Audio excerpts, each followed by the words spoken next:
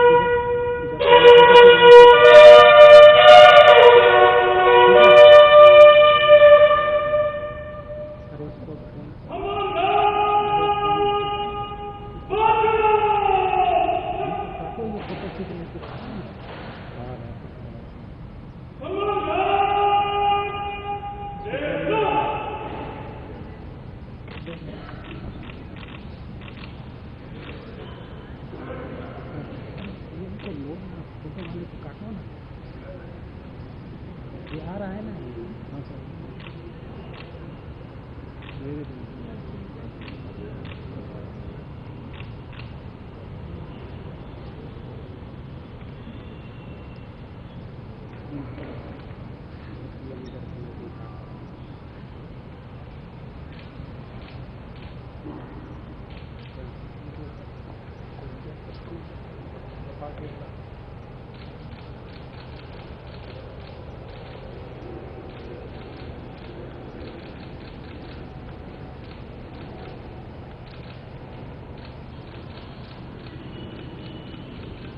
प्रधानमंत्री नरेंद्र मोदी इस वक्त दिल्ली के पालम एयरपोर्ट पर पुलवामा में शहीद हुए सीआरपीएफ के जवानों को अंतिम श्रद्धांजलि देते हुए पहले उन्होंने पुष्प गुच्छ रखा, उसके बाद उसके सामने तकरीबन 2 मिनट तक खड़े होकर के मौन रखा। उसके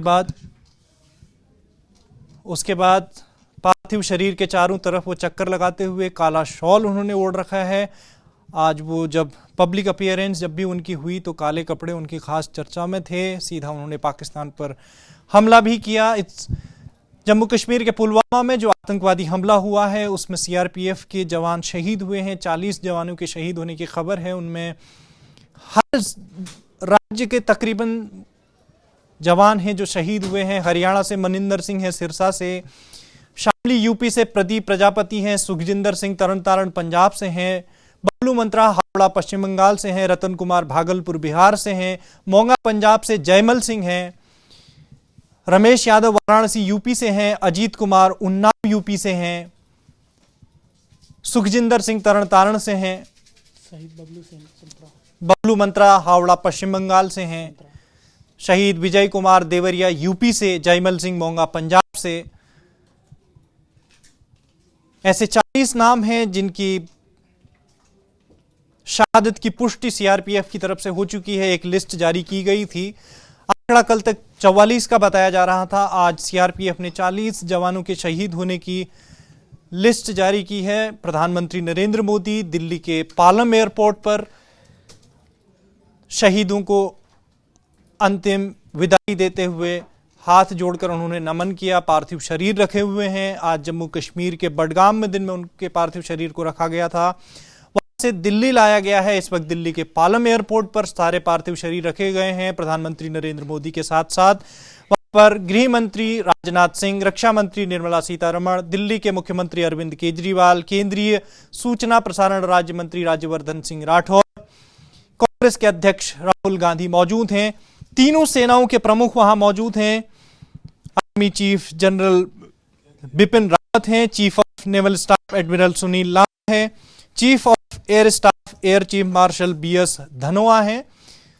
सारे लोगों ने वहां इन सीआरपीएफ के जवानों को अंतिम विदाई दी, पुष्प गुच्छ पार्थिव शरीर के सामने अर्पित किए। उसके बाद प्रधानमंत्री नरेंद्र मोदी अपनी गाड़ी की तरफ बढ़ रहे हैं। यहां से वो रवाना होंगे। उसके बाद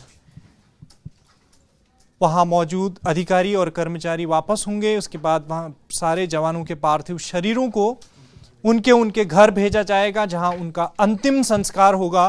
हमारे पास एक सूचना ये भी आ रही है कि प्रधानमंत्री नरेंद्र मोदी ने अपने सांसदों, अपने मंत्रियों से ये बात कही है कि वो जिस भी इलाके में जवानों के अंतिम संस्कार होंगे वो कोशिश करें कि उनके अंतिम संस्कार में शामिल हो सके, ताकि शहीदों के परिवार वालों का दुख दर्द बांटा जा सके। दिल्ली के पालम एयरपोर्ट पर इस वक्त अंतिम श्रद्धांजलि दी गई। प्रधानमंत्री नरेंद्र मोदी खुद वहां पहुंचे। 2 मिनट तक उन्होंने मौन रखा। उसके बाद पुष्पगुच्छ अर्पित करने के बाद उनके पार्थिव शरीर के चारों ओर चक्कर लगाए। उसके बाद वो वहां से निकल गए हैं। प्रधानमंत्री नरेंद्र मोदी के साथ रक्षा मंत्री निर्मला सीतारमण थी, राजनाथ सिंह केंद्रीय गृह मंत्री वो भी थे। ये कल की बात है जब ये बड़ा आतंकी हमला सीआरपीएफ के कारवां पर हुआ। ये कारवां जम्मू से श्रीनगर जा रहा था। 7 दिन तक जम्मू श्रीनगर हाईवे बंद रहा बर्फबारी की वजह से। उसके बाद खुला था 13 फरवरी को। 14 फरवरी को ये कारवां जम्मू से श्रीनगर जा रहा था। बीच रास्ते में पुलवामा के पास तकरीबन 3:15 बजे के आसपास जब ये पहुंचा तो वहां पर एक गाड़ी खड़ी थी। गाड़ी में विस्फोटक रखा हुआ था। 350 किलो के आसपास बता रहे हैं। वो विस्फोटक भरी गाड़ी सीधे सीआरपीएफ के एक गाड़ी से टकराई, धमाका हुआ। वो गाड़ी पूरी तरह से नेस्तनाबूद हो गई। उसके आसपास की गाड़ियों को भी उससे नुकसान हुआ। उस नुकसान में सीआरपीएफ के 40 जवानों के शहीद होने की खबर है। उस शहादत के बाद पूरे देश में गुस्सा है।